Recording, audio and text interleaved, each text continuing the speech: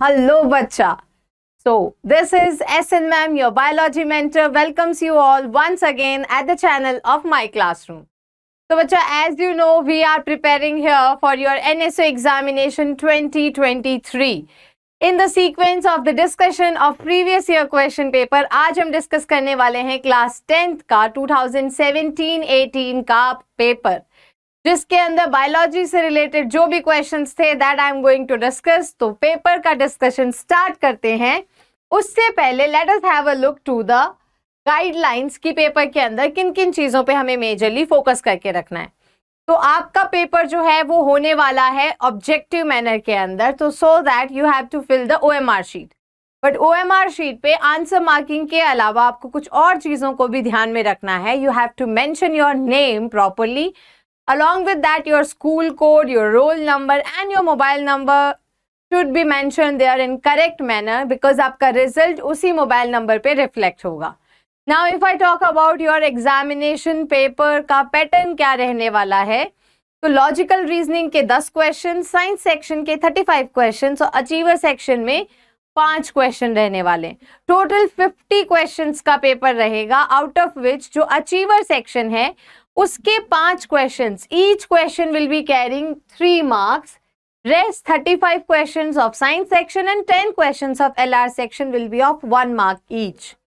Paper के अंदर सोने पे सुहागा बच्चा ये है कि there is no negative marking, so it's good, you can go and attempt your paper stress free, right? OMR sheet को अच्छे से fill कीजिएगा। For that you can use HB pencil or blue and black ballpoint pen। Questions का correct responding answer fill करना ये आपकी सबसे बड़ी रिस्पॉन्सिबिलिटी रहने वाली है। जिस क्वेश्चन का जो करेक्ट आंसर है that you have to fill, सिर्फ एक ही सर्कल को डार्कन करना है। At the end of examination OMR sheet आपको सबमिट करनी है टू द इन्विजिलेटर, वो आप घर नहीं ले जा सकते हैं, ठीक है। तो अब स्टार्ट करते हैं हम डिस्कशन 2017-18 का NSO का क्लास 10th में जो पेपर आया था उसका science section, and I am going to discuss about the biology question. Your first question, refer to the given showing bones or the given figure in which wings of 2 animals X and Y are mentioned. These wings are Z type of structure. We have to find out X, Y and Z. X और Y को recognize करना है कि ये represent किन्हें कर रहे हैं। X is bat's wing, यानी कि ये बैट्स के 4 लिम्ब को रिप्रेजेंट कर रहे हैं। वहीं अगर हम Y की बात करें तो इट इज बर्ड्स विंग। दोनों की अगर मैं फंक्शन की बात करूं तो इनका फंक्शन क्या है, बर्ड्स के अंदर और बैट के अंदर दोनों में ही विंग्स फ्लाई करने में काम में आते हैं। तो देयर पर्पस इज फ्लाइंग और इनका पर्पस भी है फ्लाइंग, यानी कि दोनों स्ट्रक्चर्स का फंक्शन सेम है। बट अगर हम इनकी एनाटॉमिकल स्ट्रक्चर, इंटरनल स्ट्रक्चर को एनालाइज करें तो this is not exactly similar. तो फंक्शन सेम है, ओरिजिन और structure internally is not exactly alike, यानी कि यहां हम बात कर रहे हैं एनालॉगस स्ट्रक्चर की। तो हमारा आंसर जाएगा X is bat, Y is bird and Z is the analogous structure. That is the option number A will be our correct answer. Heredity and evolution class 10th का ही topic है। आपके इस paper के अंदर class 10th के science के साथ साथ कुछ पोर्शन रहेगा बच्चा क्लास 9th की साइंस का भी। Second question, diversity in organism, बस नाम लेते ही आ गया। तो क्लास 9th के अंदर आपने डाइवर्सिटी पढ़ी थी, उसी का है ये question. We have to focus on the given diagram, and on the basis of diagram we have to find out Q, R, S and T option. देखते हैं क्या कह रहा है। Q is a structure in which 4 limbs are found. R is the structure which possesses mammary gland. तो R को लेकर हम एकदम से श्योर हैं that it is a kind of mammals. S contain feather means ये होंगे birds की कैटेगरी से। T contain egg with amniotic membrane, यानी ये रिप्रेजेंट कर रहे हैं रेप्टाइल्स को। Q के अंदर 4 limbs present है, it can be representation of amphibians. तो यहाँ टेट्रापोडा की 4 सुपर क्लासेस को अलग अलग तरीके से डिवाइड कर रखा है. अब देखते हैं हमारे ऑप्शंस क्या कहते हैं. फर्स्ट ऑप्शन कह रहा है R has hollow bones. R has hollow bones. R means mammary gland containing organism. That means they are the mammals. So mammals के अंदर bones hollow नहीं होती. वो किन में होती है? Birds यानी एवीज में होती है. तो S could be this. तो हमारा फर्स्ट आंसर तो मैच नहीं कर रहा है. Which possesses hair whereas S has amniotic membrane, cartilaginous endoskeleton, forelimbs and legs hair.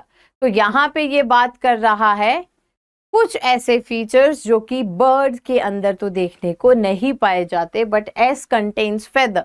तो ये कौन होंगे? बर्ड होंगे. जबकि ये कह रहा है कि इनके पास हेयरी स्ट्रक्चर नहीं है. This is not correct. The skin of Q is non glandular and keratinised, while the skin of T is glandular and non-keratinized. यहाँ कह रहा है एम्फीबियंस की स्किन नॉन ग्लैंडुलर होती है. हमें पता है एम्फीबियंस की कैटेगरी में फ्रॉग आता है, स्किन ग्लैंडुलर होगी. तो this is also incorrect. In R, muscular partition called diaphragm is present between thoracic and abdomen, while in S diaphragm is missing. R is mammary gland containing mammals और mammals के अंदर diaphragm present होता है. S में diaphragm missing है. that means birds में diaphragm नहीं होता. ये R और S को लेकर जो दोनों बातें कह रहा है, this is absolutely correct. But we have to see the last option as well. Both Q and T have 4-chambered heart with 2 atria and 2 ventricle. 4-chambered heart is present in crocodiles, aves and mammals. Q and T are not the member representing the 4-chambered heart. So this is also incorrect. So as per the given option हमारा correct recognition और identification जाता है option number C के साथ. So correct answer will be C. Switching to the next question. What does the given flow chart represent? हमें यहाँ पे एक food chain दे रखी है. प्रोड्यूसर्स के पास 20 यूनिट्स में कोई चीज है. Supposedly it can be any component, any energy source. Herbivorous यानी नेक्स्ट ट्रॉपिक लेवल में ये सिर्फ 2 यूनिट्स में बचती है, और नेक्स्ट ट्रॉपिक लेवल यानी कार्निवोरस के पास जाते जाते ये 0.2 यूनिट्स बचती है. डिक्लाइनिंग अमाउंट के अंदर प्रेजेंट है एंड 2% के प्रोपोर्शन में प्रेजेंट है. तो ये किसके फ्लो को रिप्रेजेंट कर रही है? क्या ये यूनिडायरेक्शनल एनर्जी फ्लो हो सकता है? We know that in food chain transfer of energy happens from producer to the top consumer always in one direction. तो yes, it can be. Second दे रखा है लिंडमैन्स लॉस. लिंडमैन्स लॉ क्या कहता है? This is also known as 10% law. और ये law क्या कहता है? एक ट्रॉपिक लेवल से दूसरे ट्रॉपिक लेवल में जब एनर्जी फ्लो हो रही होगी तो सिर्फ 10% कंटेंट जाएगा, रेस्ट 90% अमाउंट रेस्पिरेशन में उस ट्रॉपिक लेवल की ग्रोथ और एनर्जी के लिए यूटिलाइज हो जाएगा. तो yes, it represent this as well. Biomagnification, when we are talking about biomagnification, तो ये अमाउंट नेक्स्ट ट्रॉपिक लेवल में इंक्रीज होता जाता है, बट हमें जो फ्लो दे रखा है उसमें वो डिक्रीज हो रहा है. तो it can not be biomagnification. And the fourth option is both A and B. तो हम किसके साथ जाएंगे बच्चा? हमारा करेक्ट आंसर होगा option number D, that is both A and B. Next question. यहां पे हमें 2 ग्राफ्स दे रखे हैं. एक तरफ एक्स एक्सिस पे मेंशन है पीएच, वाई एक्सिस पे मेंशनड है रिलेटिव वेलोसिटी, यानी कि कोई एंजाइमेटिक एक्टिविटी हो रही है. किस पर्टिकुलर पीएच पे हो रही है वो मेंशन है at pH 2 X activity is taking place, at pH 8 Y activity is taking place. हमें पहचानना है कि ये एक्स और वाई क्या दे रखे हैं. Refer to the given graph depicting reaction velocity of 2 enzymes. Okay, X and Y are the given enzyme. We have to identify X and Y and then correct statement regarding their activity we have to select. Let us see option number 1. तो उससे पहले graph को थोड़ा सा analyse करते हैं. हमारे digestive system में pH 2 कहाँ प्रेजेंट होगी? स्टमक के अंदर। और pH 8 यानी एल्कलाइन कंडीशन, ये कहाँ प्रेजेंट होगी? pH 8 will be present in small intestine. अगर हम माउथ की बात करें तो वहां पे pH होती है 6.8, स्लाइटली एसिडिक। स्टमक में धूम एसिडिक, खूब सारी एसिडिक कंडीशन है। स्मॉल इंटेस्टाइन के अंदर एल्कलाइन कंडीशन प्रेजेंट होती है। वाई? दैट मीन्स 8 pH वाली condition convert fat to fatty acid and glycerol, while X protect the lining of stomach from the action of HCl. Y को लेकर जो बात कह रहा है वो तो समझ में आती है, बट X को लेकर कह रहा है कि ये pH 2 जो है ये प्रोटेक्शन दे रही है स्टमक की वॉल को from the action of HCl, बल्कि HCl की प्रेजेंस की वजह से pH इतनी कम है, तो ये वाला जो फंक्शन दे रखा है this is not correct. Second statement पे चलते हैं। X convert proteins into peptones while Y convert proteins into dipeptide. Stomach में काम करता है बच्चा पेप्सिन एंजाइम, जो एक्ट करेगा प्रोटीन पे और उसको पेप्टोन्स और पॉलीपेप्टाइड्स में ब्रेक डाउन करवाता है। तो this is the activity of pepsin which takes place at pH 2।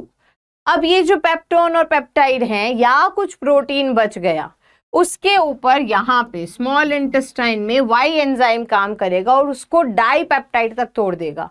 अब ये Y क्या हो सकता है? ट्रिप्सिन हो सकता है, काइमोट्रिप्सिन हो सकता है, कार्बोक्सीपेप्टिलेज हो सकता है, जो स्मॉल इंटेस्टाइन में प्रोटीन पे काम करते हैं। तो ये बात सही है X को लेकर भी और Y को लेकर भी। X kill the bacteria present in the food and convert inactive propepsin into active pepsin। ये प्रोपेप्सिन नहीं होता बच्चा, यहाँ पेप्सिनोजेंस होते हैं जो काम कर रहे होते हैं, पेप्सिनोजन को कन्वर्ट कर रहे हैं पेप्सिन के ऊपर। X convert starch into maltose। X means within stomach। Stomach में सिर्फ और सिर्फ प्रोटीन का डाइजेशन होता है, कार्बोहाइड्रेट का डाइजेशन नहीं होता है। Y convert fat into fatty acid and glycerol. तो अगेन Y की एक्टिविटी सही दे रखी है, X की एक्टिविटी गलत दे रखी है। तो हमारा करेक्ट आंसर क्या जाएगा? Option number B. स्टमक में due to HCl pH is low, यहाँ पे प्रोटीन का डाइजेशन करने के लिए पेप्सिन एंजाइम एक्टिवली काम करेगा। स्मॉल इंटेस्टाइन में रिमेनिंग अमाउंट ऑफ प्रोटीन का कंप्लीट डाइजेशन कैरी आउट होगा, right? Neha set up an experiment to show here as shown here. What is given in the experimental setup? Let us see. There is distilled water in a petri dish and a freshly cut potato is kept, and within this cut potato 2m glucose solution is filled. तो बाहर present है distilled water, तो बाहर की condition है hypotonic. अंदर field है glucose का सॉल्यूशन, तो अंदर की कंडीशन है hypertonic.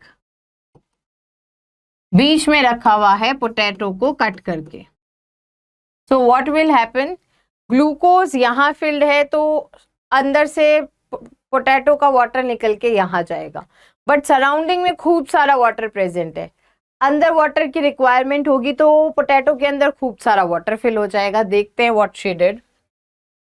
She left the setup undisturbed for some time. Which of the following statement correctly describe the appearance of the potato tuber after 3 hours? For 3 hours इस setup को बिना disturb किए छोड़ दिया गया, तो क्या होगा? The bottom half would be flaccid while the top half would be turgid. अब फ्लैशिड और टर्जिड टर्म्स क्या है पहले उन्हें समझते हैं। टर्जिड टर्म का मतलब होता है बच्चा completely swelled cell, and flaccid term का मतलब होता है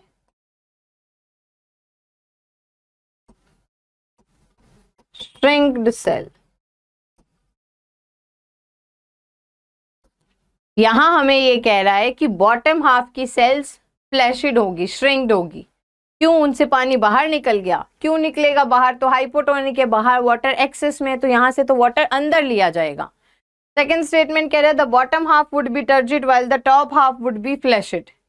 अगर ये सेटअप कुछ ही टाइम के लिए रखा जाता, supposedly for half an hour, तो शायद ऐसी कंडीशन होती कि यहाँ से पानी यहाँ जा रहा है तो नीचे वाला जो पोर्शन है वो पूरी तरह से टर्जिड होता, यहाँ से पानी यहाँ जा रहा है तो ऊपर वाला पोर्शन थोड़ा सा फ्लैशिड नेचर शो करता। बट एपरेटस को बहुत लंबे टाइम तक बिना डिस्टर्ब किए रख रखा है, तो there is establishment of an equilibrium. Water जितना जाना था जा चुका, अब्जॉर्प्शन वाटर का हो चुका, तो पोटैटो की सेल्स किस कंडीशन में होगी?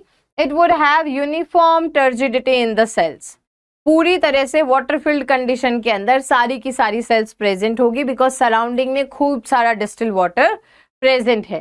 तो हमारा करेक्ट आंसर जाएगा ऑप्शन नंबर सी कि पोटैटो ट्यूबर की सारी सेल्स यूनिफॉर्म टर्जिडिटी को रिप्रेजेंट करेगी। All the cells will be filled with the water.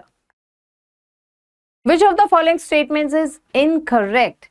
गड़बड़ बात क्या है? That we have to recognise. A pyramid of energy can never be inverted. Universal truth kind of चीज है ये कि एनर्जी का पिरामिड कभी भी उल्टा नहीं हो सकता। बिकॉज अभी हमने देखा हमारा 10% लॉ क्या कहता है, हमेशा प्रोड्यूसर से नेक्स्ट ट्रॉपिक लेवल में 10% ट्रांसफर होगी एनर्जी, यहां से यहाँ 10%, यहां से यहाँ 10%। तो जब कम होती जा रही है तो एनर्जी का पिरामिड हमेशा सीधा ही रहेगा, वो कभी भी इन्वर्टेड नहीं हो सकता। This is absolutely correct. Use of high temperature for waste disposal is called as land filling. Land filling किसे कहते हैं बच्चा? जिस एरिया में हम रह रहे हैं, जो वेल स्टेब्लिश पॉपुलेशन वाला एरिया है, इसके बाहर की तरफ खुले प्लेन्स में वेस्ट मटेरियल को हीप कर दिया जाता है, कूड़े का ढेर इकट्ठा कर दिया जाता है। That is called as land filling, जहां आसपास लोग नहीं रह रहे होते हैं। हाई टेम्परेचर यूज करके अगर हम वेस्ट मटेरियल को डिस्पोज ऑफ कर रहे हैं तो that is called as incineration, जलाने की जो एक्टिविटी होती है। तो यहाँ पे तो खुले में कचरे को सीधा डंप करना है, वेस्ट मटेरियल को डिस्पोज ऑफ करना है, उसके लिए हाई टेम्परेचर की जरूरत नहीं है। This is not the definition of land filling. High temperature को यूज करके इंसिनरेट कर रहे हैं, तो दिस इज रॉन्ग। क्वेश्चन में रॉन्ग ही पूछा है। बाकी देखते हैं आगे क्या कहता है। Food chain shows unidirectional flow of energy and proceeds in a progressive straight line.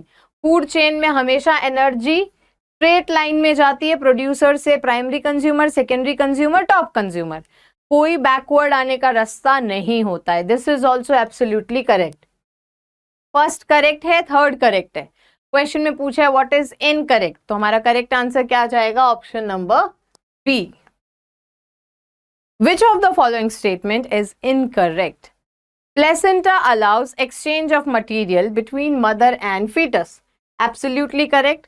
Mother की बॉडी से न्यूट्रिएंट्स एंड ऑक्सीजन फीटस को प्रोवाइड करवाएगा, फीटस की बॉडी से वेस्ट मटेरियल और CO2 वापस मदर की बॉडी में ट्रांसफर कर दिया जाएगा, because metabolically mother is more active. Second, the foetal part of the placenta consist of cell of the chorion which produces projection called chorionic villi, and इन्हीं chorionic villi की वजह से एम्बडिंग carry out होती है। So this is also absolutely correct. Antibody cannot cross the placenta from mother to fetus. During embryonic condition and during the fetal condition, mother की body से IgG antibody transfer होती है foetus के अंदर from the body of mother, और ये transfer होने के लिए बैरियर कौन होगा? सिर्फ और सिर्फ प्लेसेंटा। यहां लिख रखा है antibody can not cross. This is wrong because antibody can cross the placenta, it can move from mother to the fetus. Placenta secrete pregnancy hormone required for supporting fetal growth and metabolic changes in the mother during pregnancy. Placenta से बच्चा secrete होता है pregnancy maintaining progesterone hormone. तो ये pregnancy को maintain करके रखने का काम करता है, which is essential for both foetal growth and for the mother as well. तो फोर्थ स्टेटमेंट जो है ये भी करेक्ट दे रखा है। तो statement first, second and fourth are correct. Question is asking which is incorrect, so option number C is the incorrect answer. Next, refer to the given pedigree chart showing the inheritance of fused earlobe. अब fused earlobe कैसा character है, तो ये हमें पता होना चाहिए कि it is a kind of recessive character trait in the 3 generation of a family. Select the option that correctly depict the genotype of 1 2, यानी कि 1 में 2 मेंबर जो बना रखा है, जिसको नंबरिंग कर रखी है about this, सेकेंड रो में फोर्थ एंड थर्ड रो में सेकेंड। इन तीनों का जीनोटाइप क्या होगा ये हमें बताना है। We know that fused ear lobe is a kind of recessive character. Recessive character खुद को कब एक्सप्रेस करेगा, जब वो अपनी होमोजाइगस कंडीशन में हो। These darkened areas represent the disease condition और द रिसेसिव कंडीशन। तो जहां जहां डार्कन्ड कंडीशन है वहां वहां का जीनोटाइप तो रिसेसिव होमोजाइगस वाला होने वाला है। रिप्रेजेंट करने के लिए हमने पी क्यों चूज किया, क्योंकि हमारा क्वेश्चन पी की फॉर्म में आंसर दे रहा है। हमसे पूछा है ये तीनों का जीनोटाइप क्या रहने वाला है, right. If female is affected here, तो इस फीमेल की प्रोजेनी के अंदर यानी 1 2 3 और 4 में से इसके पास एक रिसेसिव वाला आएगा। अब ये वाला जो फर्स्ट चाइल्ड है ये डिजीज है। किस कंडीशन में ये डिजीज हो सकता है, जब 1 वाले का जीनोटाइप हेटेरोजाइगस रहा हो, एक रिसेसिव यहां से आया, एक रिसेसिव यहां से आया, यानी कि पेरेंट कैसे हैं, फादर जो है या मेल जो है that is heterozygous while the female is homozygous recessive. तो इस प्रोजेनी के अंदर एक कैपिटल वाला और एक स्मॉल वाला आएगा। अब आप कह सकते हो ऐसा ही क्यों, एक स्मॉल तो यहां से मदर से आएगा because mother carries both the jeans of the same type. अगर फादर से यहाँ स्मॉल पी जाता तो ये भी डिजीज्ड होता, बट ये डिजीज नहीं है, यानी ये भी फ्यूज्ड ईयरलोब जैसा होता, बट इसके ईयरलोब फ्यूज नहीं है, फ्री वाली कंडीशन को रिप्रेजेंट कर रहे हैं। दैट मीन्स यहां से कैपिटल वाला यहां गया होगा। कमिंग नेक्स्ट टू हियर, यहां से एक यहां आया तो स्मॉल पी वाला। अब दूसरा स्मॉल पी वाला कहां से आएगा, इससे, बट सेकेंड चाइल्ड जो है वो फ्री ईयरलोब वाला है, तो इसके जीनोटाइप में क्या होगा, यहां से एक यहां आया स्मॉल वाला और यहां से एक यहां आया कैपिटल वाला। तो हम क्या कंक्लूड कर सकते हैं, जो 2 नंबर पे दे रखा है फर्स्ट 2, उसका जीनोटाइप होगा स्मॉल पी। सेकेंड रो में 4th नंबर पे हेटेरोजाइगस कंडीशन है, capital P small P. Third row में नंबर 2 रिप्रेजेंट कर रहा है कैपिटल पी स्मॉल पी, यानी हेटेरोजाइगस कंडीशन। अब ये तीनों ऑप्शन हमें कहाँ मिल रहे हैं, ऑप्शन नंबर सी में मिल रहे हैं। These are the homozygous recessive, they are heterozygous, this is also heterozygous. So our correct answer will be option number C. Next, 2 condition दे रखी हैं हमें प्लांट्स के regarding. Refer to the given figure, it shows here requirement of duration of light and the dark period by the plant X and Y for the purpose of flowering. Long day plant, short day plant को यहाँ पे हमें represent करके दे रखा है। Select the correct option regarding them. सबसे पहले X और Y को थोड़ा सा एनालाइज करते हैं। X को लाइट की रिक्वायरमेंट है कम टाइम पीरियड के लिए, तो ये हुआ। डार्क की रिक्वायरमेंट है ज्यादा के लिए, ये हुआ शॉर्ट डे प्लांट। वाइल यहाँ पे लाइट की रिक्वायरमेंट ज्यादा है, तो ये रिप्रेजेंट कर रहा है LDP यानी कि लॉन्ग डे प्लांट को। अब देखते हैं क्या दे रखे हैं option. X could be lettuce, X means short day plant, lettuce represent करता है लॉन्ग डे प्लांट को। While Y could be dahlia, dahlia is an example of short day plant. तो यहाँ तो कंडीशन शॉर्ट ड्यूरेशन पीरियड के लिए जिसको light चाहिए होती है, उसका एग्जाम्पल है डाहेलिया। तो ए के अंदर दोनों को रिवर्स करके दे रखा है। Plant Y can flower in complete darkness if supplied with exogenous nutrient. Plant Y को न्यूट्रिएंट्स दे दो पर लाइट मत दो और वो फ्लावरिंग कर जाएगा, ऐसा तो पॉसिबल ही नहीं है, बिकॉज ये तो लॉन्ग डे प्लांट है, इसको लंबे ड्यूरेशन के लिए लाइट की रिक्वायरमेंट है। तो this is also not possible.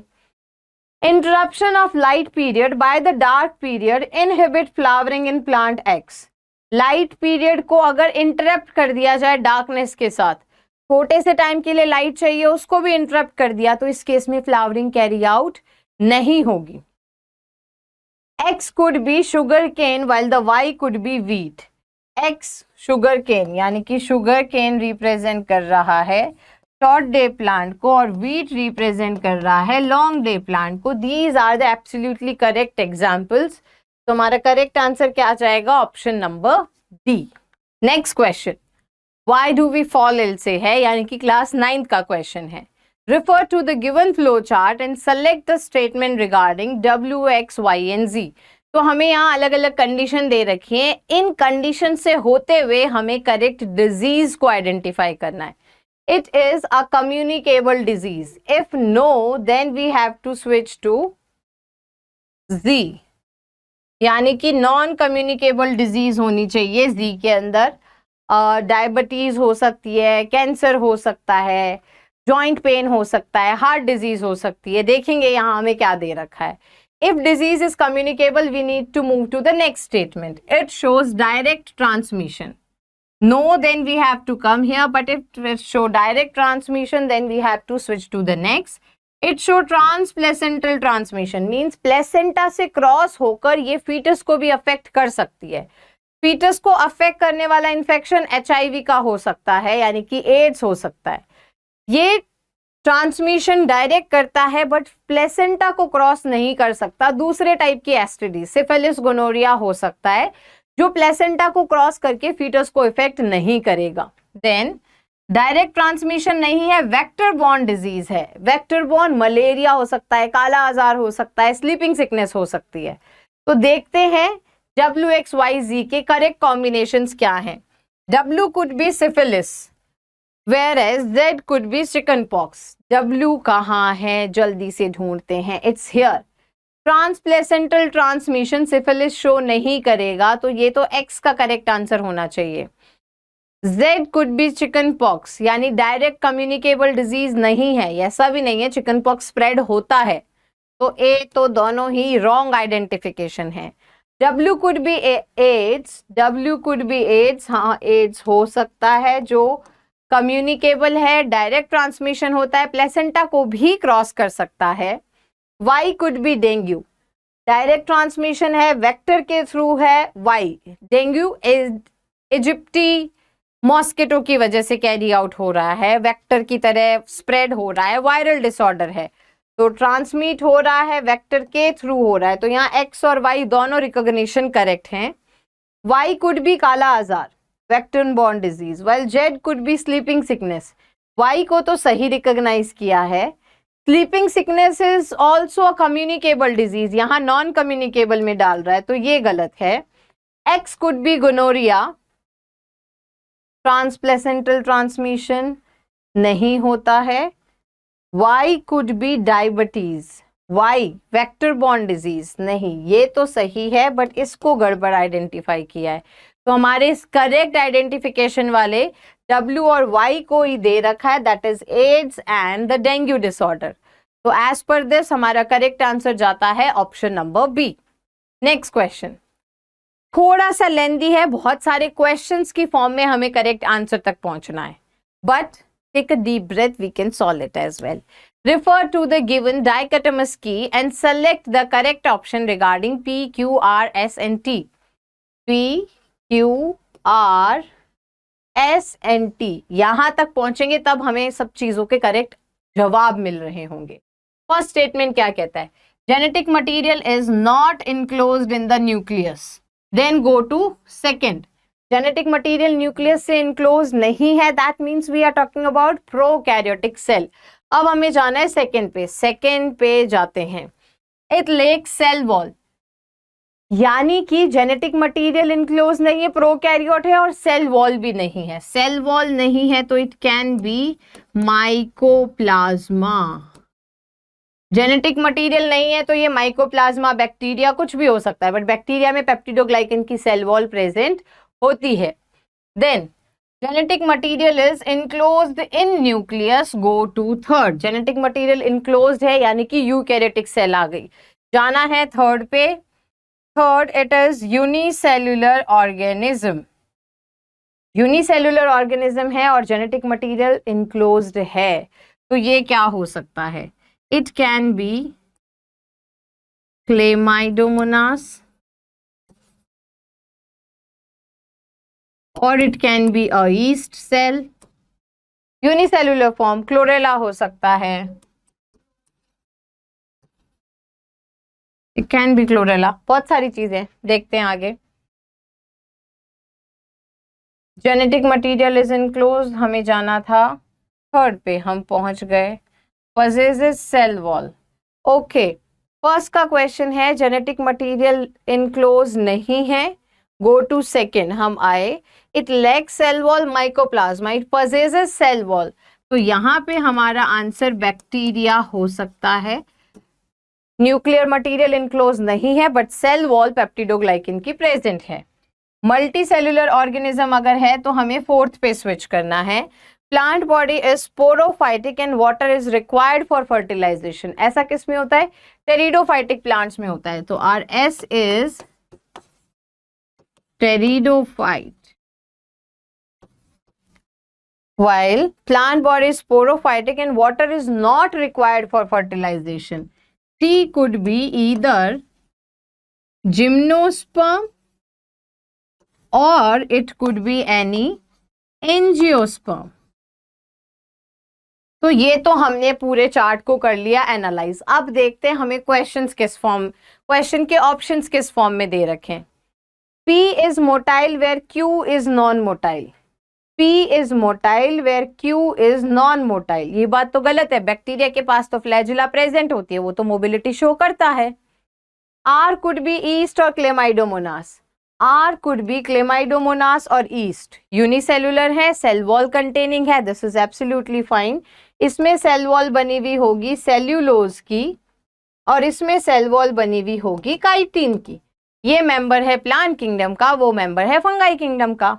Both S and T produce seed for propagation of their species. S is pteridophyte और pteridophyte के अंदर seed formation नहीं होता है, they reproduce by formation of spores, तो ये भी गलत। Gymnosperm, angiosperms में seed बनते हैं, that is fine. S could be adiantum where T could be rixia. S could be adiantum while T could be rixia. तो ये भी गड़बड़ आंसर दे रखे हैं क्योंकि यहाँ पर वाटर की रिक्वायरमेंट नहीं है। रिक्शिया इज अ ब्रायोफाइट और ब्रायोफाइट्स को हम क्या कहते हैं? Amphibians of the plant kingdom, they require water for their survival. तो हमारा करेक्ट आंसर सिर्फ एक ही जा रहा है, that is option number B. बाकी तीनों के अंदर कुछ ना कुछ मिसमैचिंग करके आंसर्स को गलत कर रखा है। सबका हमने करेक्ट आइडेंटिफिकेशन कर दिया है, तो किसी भी जगह पे हमें आंसर जिसका भी चाहिए we can get it. Next, अब बात करते हैं अचीवर सेक्शन की, जहां पे क्वेश्चन होंगे 3 मार्क ईच क्वेश्चन। तो बहुत ही ध्यान से आराम से क्वेश्चन सॉल्व करने हैं। देखते हैं। Refer to the given paragraph where few words are marked in italics. इनके रिगार्डिंग हमें नीचे कुछ ऑप्शंस दे रखें कि किसे ठीक करना चाहिए, क्या चीज सही है, क्या चीज गलत है, बट उस पे पहुंचने से पहले हमें इस पैराग्राफ को थरली अच्छे से पढ़ने की जरूरत है। Let us see, there are 3 kind of blood vessels in human. Arteries are thick walled vessels that carry deoxygenated blood except pulmonary artery। Arteries में deoxygenated blood प्रेजेंट होता है या oxygenated?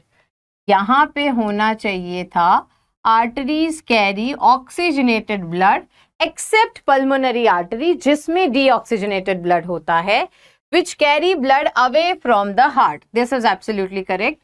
Veins are thin walled vessels that bring oxygenated blood that carry deoxygenated blood except pulmonary vein. Veins के अंदर हमेशा deoxygenated blood मिलेगा pulmonary vein को छोड़ के, which brings blood back to the heart. This is correct. तीसरे type की blood vessels है capillaries. Capillaries are thin walled vessels that are permeable to water and dissolve substances. Select the correct option regarding it. Capillaries के through exchange carry out होता है at the level of cell और tissue, तो उसको water और dissolve substance के लिए permeable होना जरूरी है. This thing is correct. तो एक जगह पे बस गलती दे रखी है, बाकी सब करेक्ट है. देखते हैं ऑप्शंस क्या कहते हैं. Thick and thin should be interchanged. Arteries are thick walled. This is correct. Veins are thin walled. This is also correct. तो इसे इंटरचेंज करने की जरूरत नहीं है. Oxygenated and deoxygenated should be interchange. Yes, this should be interchange, जो हमने भी एनालाइज किया. Pulmonary artery should be replaced with carotid artery, whereas pulmonary vein should not be replaced as correctly mentioned. नहीं, किसी को भी रिप्लेस करने की जरूरत नहीं है. पल्मोनरी आर्टरी, पल्मोनरी वेन, दोनों बातें सही है अगर हम इस एक चीज को स्विच कर दें तो. Permeable term should be replaced with impermeable. No, the permeable term is absolutely correct because capillary अगर permeable नहीं होगी तो हमारे सेल्स और टिश्यू को ऑक्सीजन और न्यूट्रिएंट जो वाया ब्लड मिलने वाले हैं वो नहीं मिल पाएंगे, बट वो वाटर, ऑक्सीजन, डिसॉल्व सब्सटेंस को ट्रांसफर करने का काम करती है. क्यों कर पाती है? Because it is permeable in nature. तो option D is also incorrect. तो तीन चीजें गलत है. क्वेश्चन ने हमसे पूछा है करेक्ट ऑप्शन को ढूंढना है, तो that is the option number B.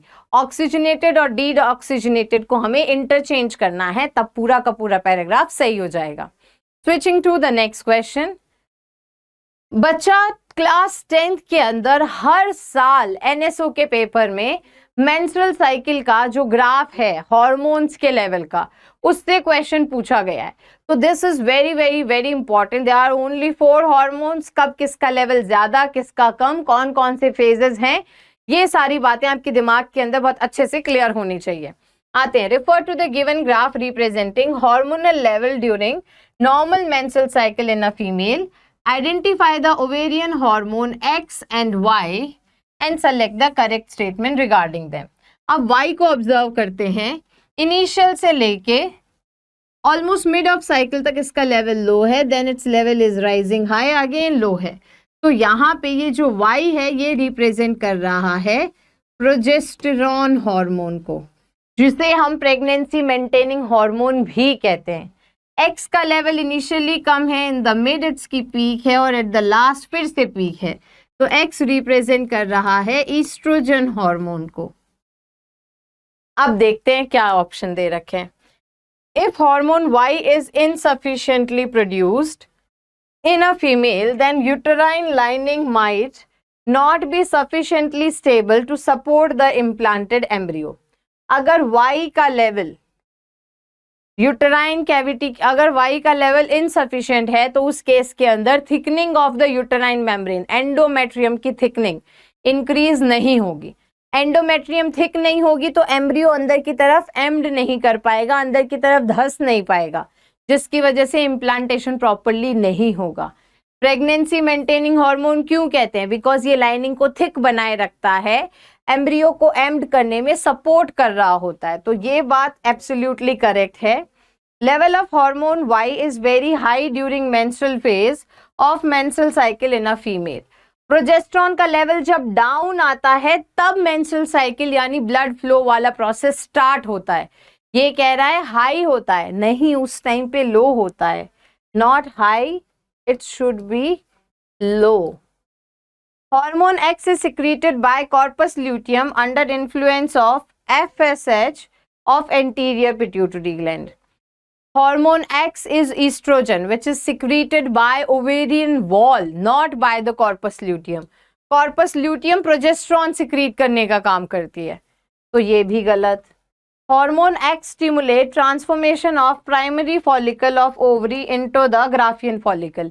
ये काम है बच्चा FSH का, follicle stimulating hormone का, ना कि estrogen का. तो correct option regarding X and Y में यहाँ सिर्फ Y को करेक्टली डिफाइन किया गया है, and that is true in the option number A. X की करेक्ट एक्टिविटी को यहाँ एक्सप्लेन नहीं किया गया है, but identification of X is oestrogen and of Y is progesterone. तो ये था बच्चा आपका पूरा पेपर 2017-18 का NSO क्लास 10th का जो हमने डिस्कस किया. You can reach us at myclassroom.digital which is our official website. आप प्ले स्टोर से माई क्लासरूम का ऐप डाउनलोड कर सकते हैं. After getting subscription, you can enroll. After getting enrolled in our program, you can use the notes, the video lectures, the test papers, the daily practice paper on our app itself. For knowing such informative videos, for knowing the upcoming courses, you can follow us on Facebook and Instagram as well. Do like this video, share it and subscribe our channel, that is My Classroom Junior, जहाँ पे आपको NSO से related सारे previous years के papers के solution मिलने वाले हैं. Chemistry, physics and logical reasoning, इनकी लिंक आपको डिस्क्रिप्शन बॉक्स में मिल जाएगी. You can mention me in the comment section. अगर कोई टॉपिक आपका वीक है, आपको अच्छे से क्लियर नहीं है और अच्छे से डीपली उसको स्टडी करना है, थॉरली उसके क्वेश्चंस करने हैं, तो you can mention that topic in the comment section. We will be bringing you that topic in detail on our channel, that is My Classroom Junior. Good luck, take care and all the best for your NSO 2023 examination.